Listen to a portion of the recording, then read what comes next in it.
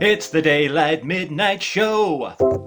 Hello and welcome to the Daylight Midnight Show. My name is Greg and I'm back in a dress again. Thank you very much indeed, Outfit Roulette. Let's crack straight on then by revealing our wonderful word of the week for this week. This is a word I've encountered since last week's show that I've never used before, so I've learnt what it means and I'm going to share it with you. This week's word of the week is anti-tail. Now this is to do with stargazing. Sometimes when you look up and you see a comet in the heavens, you will see the head of the comet travelling like this. There'll be a tail coming out behind it, which is all the debris coming off as it travels through space. And sometimes you also see something coming out of the front of the comet towards the sun. It's called an anti-tail. In reality, there is nothing there. Apparently it is to do with the angle that we observe it. It's like a mirage. You're getting a reflection of the tail being shown in front of it as it travels. That's what we see. It's called an anti-tail. Now, it's not a word you're going to use in everyday discussion very often, I'm sure, but the reason I've chosen it as our word of the week is because it is described by the Oxford English Dictionary like this: a luminous protuberance which appears to extend from a comet's head towards the sun. Any time in life where I have a chance to use a phrase like luminous protuberance, you can bet your socks I'm going to take it.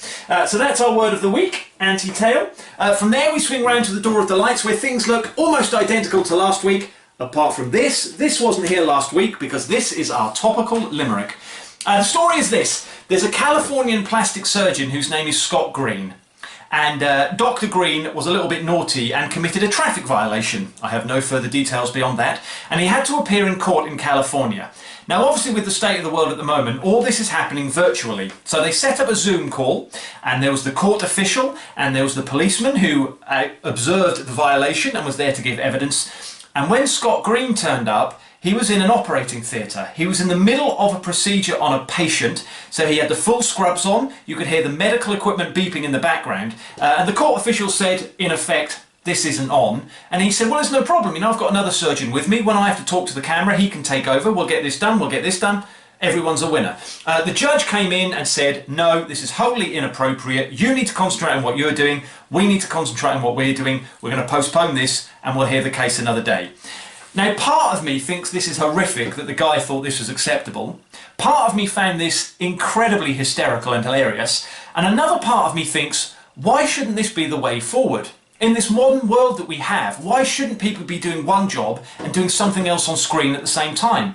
If I've got to work from home and also supervise my children doing their schoolwork, why shouldn't a plastic surgeon have to be in court while also operating? Why can't we have, for example, a pilot doing a travel documentary while also landing a plane at Dubai Airport at the same time? Why shouldn't rugby union players be teaching us how to make a grilled chicken and feta salad while carrying the ball down the wing at Twickenham? So I applaud Mr. Green, and I think he's an inspiration, and I think this could be the way forward. So this is the limerick about that story. There once was a surgeon called Green. His latest procedure I've seen.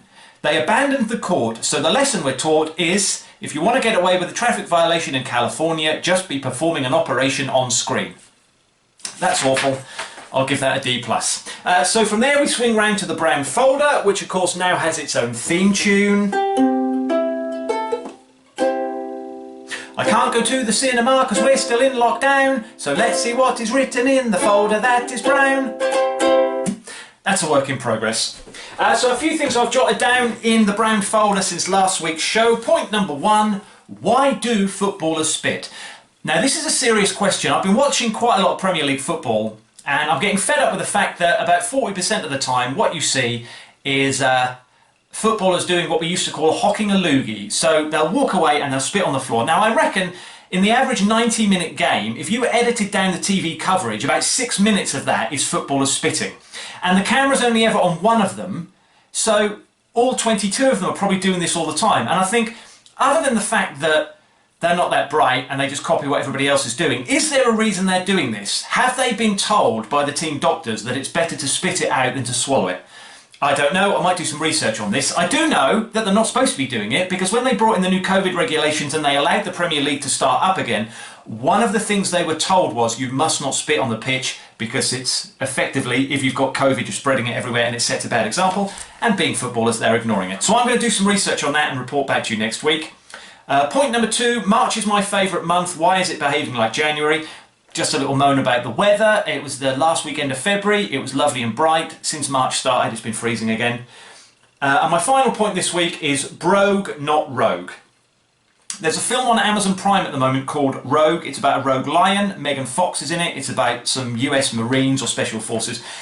In my opinion, it's really not a very good film. And I watched it the other night, and at the end of it I thought, that was a complete waste of my time. If I had my time over again and I was given the choice, I would rather watch about 12 hours of someone polishing shoes than watch this film again. And the phrase brogue, not rogue, popped in my head. And when I wrote it down at 2 o'clock in the morning the other day, it seemed really funny. So that's everything in the brown folder. Now, I'm going to return to an old favourite, because every so often on the show I've done these little personality quizzes that you find online. Some of them are good, but some of them are absolutely ridiculous. But I think if I do them and I answer the questions, it gives you a little insight into how my mind works and you learn a bit more about me. And also, it's by doing these quizzes that we selected Brighton and Hove Albion to be the team that we support for this season. And it's how we selected the Galapagos penguin as our official show mascot. So they are worth doing. So the one I've selected this week to do is, what kind of cookie are you? So there's a list of questions on here. You can't see it, but I'm doing this on my computer. And at the end, it's going to tell me what kind of cookie I am. That will become the official cookie of the Daylight Midnight Show, and I'll try and get some of those cookies for next week. So there's only a few questions. The first one is, how would your friends describe you? It's assuming I have friends. The options are, would they describe me as friendly, cool, fun, or curious? Depends what they mean by curious. If they mean I am curious about the world, maybe. If they mean I'm a curious person, definitely. But of all those things, I would hope that they would say I was friendly. So I'm going to go with that. Which emoji best represents you? This is terrible for me because emojis don't care. I won't show you, I'll describe them to you. There's someone crying with laughter, there's someone with a big smile, there's someone wearing sunglasses being cool, and there's someone with a manic look on their face wearing glasses showing their teeth. The emoji I'll pick is the friendly smiley one. Question number 3. You're travelling to a deserted island. You can only take one of the below items with you. What do you take? The options are a ball, a book, some sweets, or a hammock, which is spelt wrong. It was always a dream of mine to have a hammock and sleep in it, and I managed to get one about 15 years ago. At the same time, we moved to a place where there's nowhere for me to put the hammock. So I've got one, but it's in the attic. I wouldn't eat sweets because there's no dentists around. A ball, yeah, you can kick it around, but you're being your own. So I'm going to go for a book. It doesn't specify whether it's a notebook to write in or a book to read, and you don't have to specify what book it is, so it's leaving it quite open. So I'm going to go for a book. What would your ideal evening involve? Talking to my friends online, watching telly and chilling out, learning something new, playing computer games. I think of those, I would say learning something new, keeping that brain moving. You're always learning is the best way forward. And this is the final question. I have to choose a mythical creature. I have no idea how this sort of ties in with what cookie you are. Mermaid, unicorn, Pegasus, or a dragon. Of those, I would go for a fire-breathing mythical dragon. So I will click on dragon, and the results of this test are that I am apparently an almond cookie. And there's even a description of my personality based on this fact. Why follow the crowd when you are one of a kind? Sometimes you may find that your opinions differ to others, but that's fine. Variety is the spice of life. A good debate or talk is a great way to learn and discover new things. So apparently I am an almond cookie. That's going to be the official cookie of the Daylight Midnight Show. And I said I would get some in for next week, which isn't a great result because I don't actually like the taste of almonds. But there we are. A commitment is a commitment. So next week's show, almond cookies, and let's decide what I'm going to be wearing by using the randomness of the Rubik's Cube and allying that to the map that we have for Outfit Roulette. So we toss up in the air like that, I close my eyes and wiggle it so you know I'm not cheating.